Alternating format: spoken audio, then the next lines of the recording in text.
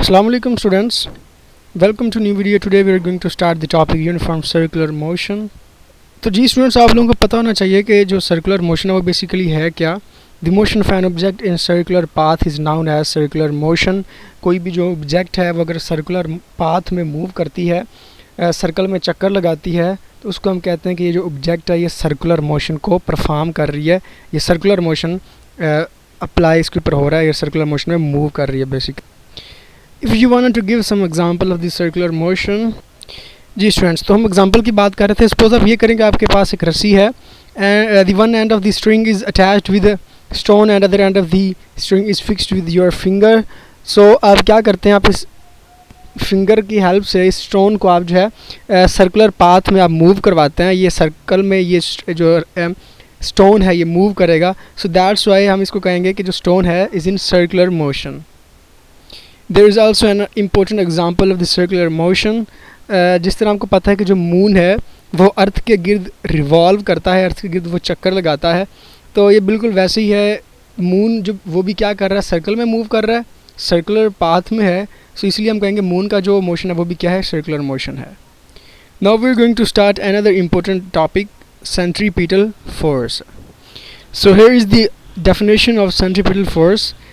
is a such type of force that keeps a body to move in a circle.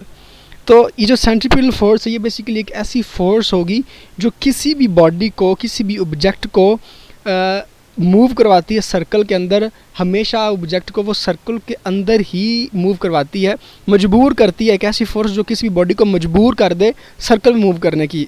ठीक है, तो उसको हम कहेंगे, वो जो फोर्स होगी उस फोर्स को हम नाम देंगे सेंट्रीपिटल फोर्स का. जी स्टूडेंट्स, तो जिस तरह आप ये सपोज करें कि ये हम जो स्ट्रिंग और स्टोन वाली हमने एग्जांपल ली थी, तो हमने इसको बांधा हुआ स्टोन को रस्सी के साथ और हम जो है अपने हैंड से इसको फोर्स प्रोवाइड कर रहे हैं. ठीक है, तो बेसिकली एक ऐसी फोर्स है, यहाँ पे एक ऐसी फोर्स है जो इसको, इस स्टोन को प्रॉपरली इस सर्कल के अंदर मूव करवा रही है. ठीक है, अगर वो फोर्स ना हो, ठीक है, अगर वो फोर्स ना प्रोवाइड की जाए तो ये जो स्टोन है ये सर्कल में मूव नहीं करेगा, बल्कि इस तरह जो स्ट्रेट है, ये अगर सपोज हम ये करें रस्सी टूट जाए तो ये क्या करेगा, ये जो स्टोन है ये बिल्कुल सीधा आगे की तरफ मूव कर जाएगा. लेकिन अब जब ये रस्सी टूट जाएगी तो हम कहेंगे कि सेंट्रीपिटल फोर्स प्रोवाइड नहीं हो रही, ये सेंट्रीपिटल फोर्स नहीं रही, इसलिए जो स्टोन है उसने सर्कल में मूव करना छोड़ दिया और ये स्ट्रेट मूव कर गया. बट अगर जो हो सेंट्रीपिटल फोर्स अप्लाई हो रही हो, जी स्टूडेंट्स, तो अगर सेंट्रीपिटल फोर्स होगी तो क्या होगा, ये जो स्टोन है ये हमेशा सर्कल में ही मूव करेगा. ठीक है, और वो फोर्स को हम कहेंगे सेंट्रीपिटल फोर्स, क्योंकि ये वो फोर्स होगी जो किसी भी स्टोन को सर्कल में मूव करवाएगी. जी स्टूडेंट्स, तो ये एक एग्जांपल देखें. अब ये सपोज करें कि ये यहाँ पे एक रस्सी है, रस्सी के साथ हमने यहाँ पे क्या किया हुआ है, एक जो है ना स्टोन फिक्स किया हुआ है. ठीक है, और जब हम सेंट्रीपिटल फोर्स यहाँ पे अप्लाई हो रही है और सेंट्रीपिटल फोर्स की वजह से जो ये स्टोन है ये क्या करेगा, सर्कल में मूव करेगा. अब सबसे पहली बात कि जो सेंट्रीपिटल फोर्स है उसकी डायरेक्शन किधर को होती है. दोबारा फिर सुन ले, ये बड़ा इंपॉर्टेंट एमसीक्यूज भी होता है कि सेंट्रीपिटल फोर्स की डायरेक्शन किधर को होती है. तो सेंट्रीपिटल फोर्स की जो डायरेक्शन है ऑलवेज टुवर्ड्स दी सेंटर होती है. देखें, ये सेंटर यही है ना, तो ये जो एरो हेड है ये डाउनवर्ड है, मतलब सेंटर की तरफ होगा हमेशा.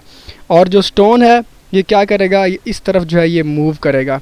तो आपने जब सेंट्रीपिटल फोर्स है तो वो सर्कल में मूव करना शुरू करेगा, तो वो इस तरफ मूव करना शुरू करेगा इधर, क्योंकि उसकी वेलोसिटी जो है v जो है वो इस डायरेक्शन में है.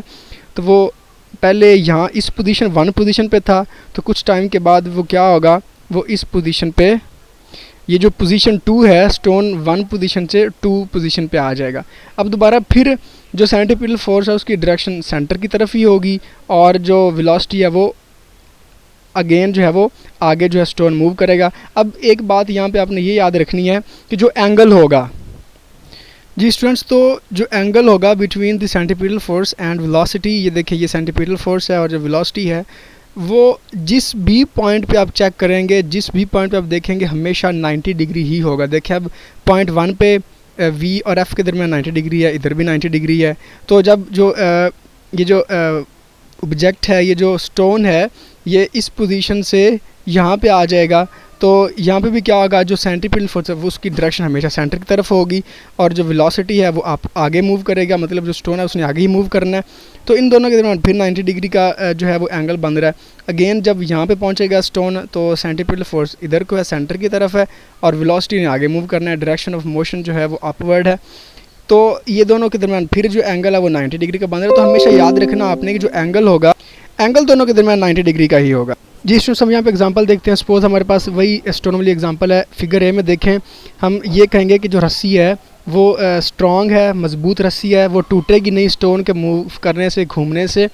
तो अब ये जो टेंशन प्रोड्यूस होती है ना स्ट्रिंग के अंदर, क्योंकि जब आप चीज़ को रस्सी किसी चीज़ के साथ बांधते हैं तो उसके अंदर स्ट्रिंग जो है टेंशन प्रोड्यूस होती है। तो जो सेंट्रीपिटल फोर्स, अब हम क्वेश्चन ये करते हैं कि सेंट्रीपिटल फोर्स कहाँ से आती है। हम बात तो कर रहे हैं सेंट्रीपिटल फोर्स की, लेकिन वो कहाँ से आएगी, वो होगी टेंशन की वजह से। ये जो रस्सी के अंदर टेंशन प्रोड्यूस होगी, ठीक है, मूव करने की वजह से, घूमने की वजह से, तो उस टेंशन की वजह से ये जो रस्सी है वो क्या करेगी, सेंट्रीपिटल फोर्स प्रोवाइड करेगी। जब तक ये रस्सी टूटेगी नहीं, टेंशन रहेगी, टेंशन प्रोड्यूस होती रहेगी, तो जो स्ट्रिंग है उसको सेंट्रीपिटल फोर्स मिलती रहेगी इस स्टोन को, और स्टोन जो है वो सर्कल में मूव करेगा। दोबारा फिर सुन लें, अगर टेंशन होगी तो ये जो सेंट्रीपिटल फोर्स होगी, सेंट्रीपिटल फोर्स होगी तो जो स्टोन है ये सर्कल में मूव करेगा। केस बी में देखें, हम कहते हैं कि रस्सी बड़ी कमज़ोर सी है, वो टूट गई। जब टूट गया तो सेंट्रीपिटल फोर्स क्या हो जाएगी, ज़ीरो हो जाएगी, क्योंकि टेंशन ही नहीं रही। रस्सी टूट गई, टेंशन ख़त्म होगी, टेंशन ख़त्म हुई तो सेंट्रीपिटल फोर्स भी ख़त्म हो गई। जब सेंट्रीपिटल फोर्स ख़त्म होगी तो कोई चीज़ है ही नहीं जो स्टोन को क्या करे, सर्कल में मूव करवाएगी। सेंट्रीपिटल फोर्स ही वो फोर्स थी, एक ऐसी वजह थी जिसकी वजह से जो स्टोन है वो क्या करता था, सर्कल में मूव करता। जब वो रीज़न ही ख़त्म होगी, सेंट्रीपिटल फोर्स ही ज़ीरो हो गई, तो जो स्टोन है वो क्या करेगा, अगेन अपवर्ड, मतलब आगे मूव कर जाएगा। String is unable to provide the required centripetal force.